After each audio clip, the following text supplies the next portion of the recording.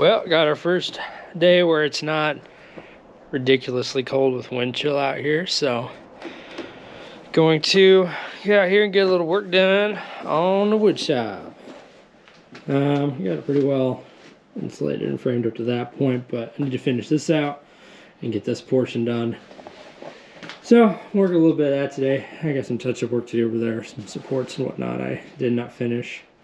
But yeah, gonna get set up and get a little frame, and it's quite a bit warmer outside. I think we're gonna just take a little something to take the edge off here, and maybe bump it up to like 40 in here. That'd be nice. Which, with how sunny it is and warm it is outside today, I think once we get it there, we'll be okay. Dig this thing out. I think it's got just enough diesel left to do the job. I'll tell you what, if you're gonna get one of these torpedo heaters, especially if you're buying one new, I mean they're dirt cheap used everywhere, but usually those come with problems. But if you're gonna get a new one, this one here, it's 215,000 BTUs, and it will heat, oh, I don't know how big the pole barn is, but it's big. And in about 10 minutes, you're working in a t-shirt out there. Now granted, that's insulated, but it does a pretty good job. It does a killer in here. It's overkill for this space, so it'll run for about 2 or 3 minutes and it'll shut off. But yeah, I think this thing was like $400 or $500 a couple winters back, and I do not regret that investment at all. We've used this thing outside, just kind of pointed it at the area we're working, and it makes a world of difference. So alright, so it's somewhere south of 50 degrees. Well, you can see my breath, but yeah, it's down there. I think she's bottomed out. Try and get it up to 50, 60. I think we'll be good to go.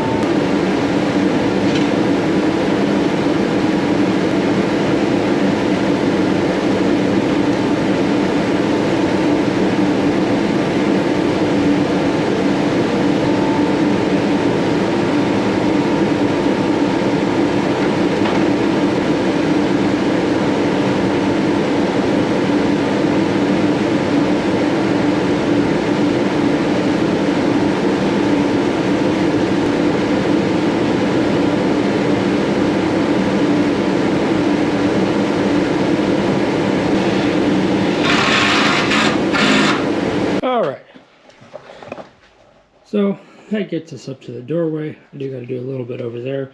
I think I'm going to stop, and I'm going to be putting in some flat-faced boards running horizontal down here to help keep the insulation pushed back, add a little more structure to when I put some sheathing up over this stuff. I do the same thing to this side over here too, but that and the fact that these are spread so far apart, and this is by no means a professional framing job, but we're just building in here. This isn't supporting anything. This is just to hold some sheathing and some shelves. So basically, just to get away from the concrete, get some actual walls and some insulation, a little bit of a buffer in here. So that's why I decided to flat face these over here instead of kicking them out like you would a normal stud. So we're gonna have a doorway and kind of a wall. Just imagine that there.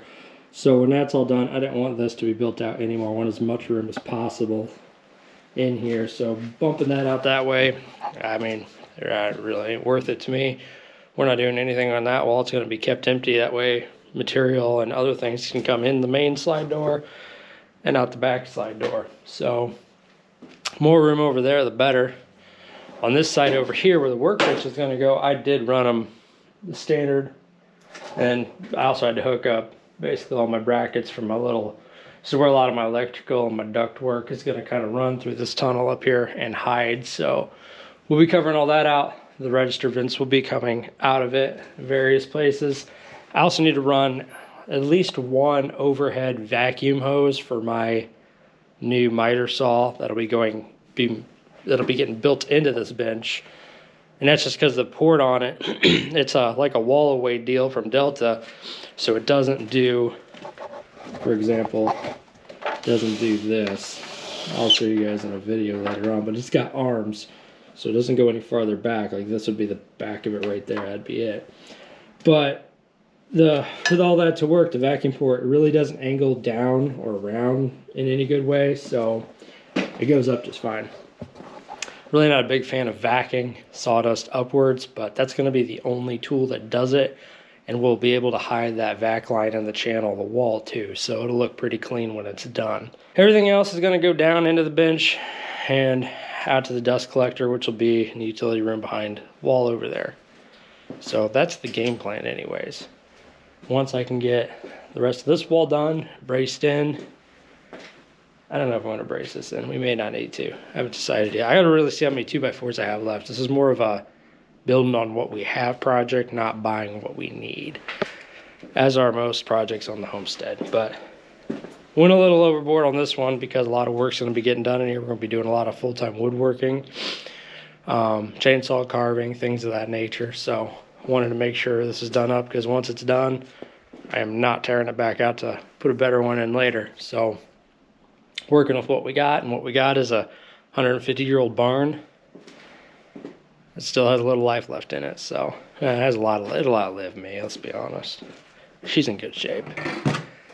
But that's the plan. I'm gonna get to cutting, get that done up, and then we are gonna finish that section over there. And then after that, I think we're going to run some line, some power wires. We're going to be doing recessed lighting in the ceiling. I already have the recessed lights, so I need to pre-run all of our electrical for the recessed lighting before I put the insulation up in the sheathing. That way when I punch the holes, we can just grab the wire. So I'm pretty much going to have those looped up top, and then have it all run through the walls. And the next step is all we have to do is put the insulation up top. And once the insulation is on the ceiling, we're going to be good to fire the furnace up, so we don't have to run the old cancer cannon over there anymore. Because right now we're just losing too much heat for the furnace to keep up. I mean, I've got a 4x4 hole in the ceiling over there that used to be a loft entrance with a ladder. So once we get all that buttoned up, I think we're going to be good to turn on the furnace and really see how it performs. Which I'll show you guys later. I bought a booster fan for the vent. I'm going to put downstream there to kind of help push. I'm a little worried about it pushing all the way from there clear down to the end. And it's only going to be on the one side, so, you know, there's probably be a little bit of a temperature difference on this side of the room, but we'll see. I turned that thing on the other day and it puts out a lot of air, so I'm really thinking it'll help boost the hot air over here. It's got like a temperature control box and a sensor, so you can set it up to kick on pretty much like I could set it near what the thermostat is or get it close. That way it's only kicking on when the furnace is kicking on, which is kind of nice. Because yeah, I'm going to probably keep it a good 40 to 50 degrees in here at all times, and then bump it up when we have projects drying or we're working out here and whatnot. So definitely want to make sure it's ready for all that. Maybe it's not 4x4, it's probably like a 2x4, but it's still letting a lot of heat up there in the loft. Loft is huge, by the way, which you guys will get to see here soon, because we're going to start doing our podcasts, which will be held in the loft. If I ever get up there and clean it up a little bit, which will get done after I get this done. So it just keeps, you know how it goes.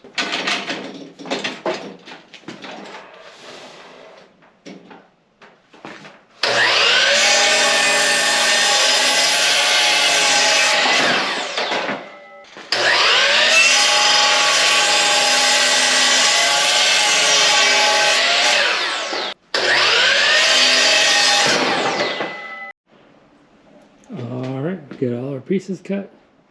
Let's go ahead and get them put up. There we go. Don't mind a piece down there at the end. He's got to go in later for reasons. Reasons like the stud's too far back in because the concrete ends and I didn't catch it, but that's okay. We're going to be bumping that out for the door frame anyway, so that'll work. Man, it's even turned out half-ass level. I don't know how we managed that.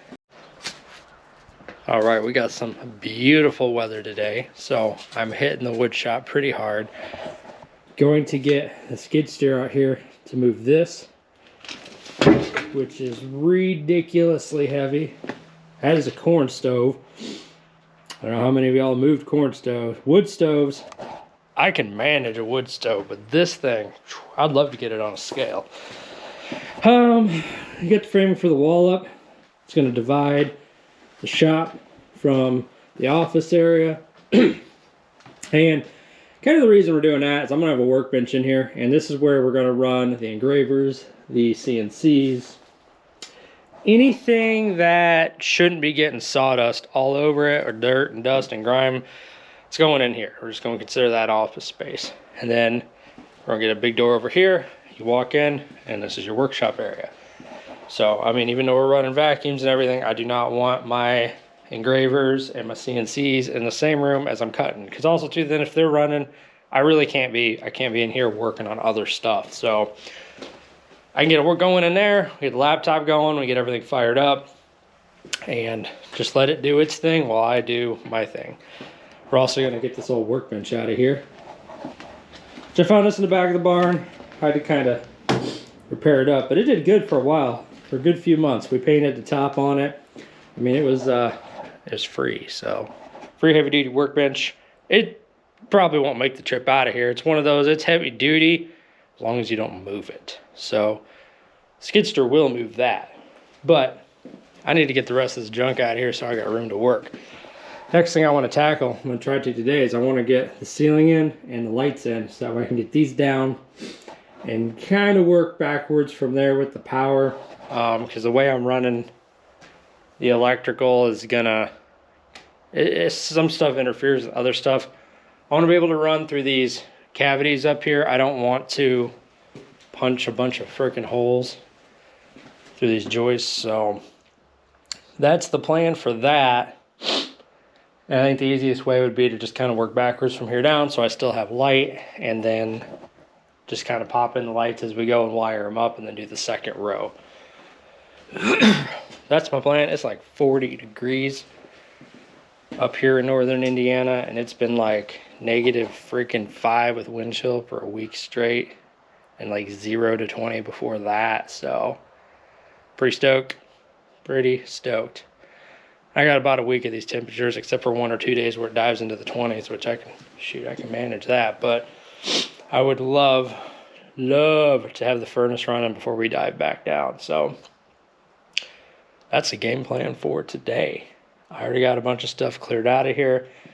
Gonna let the machine do the heavy lifting. And yeah, get some lights.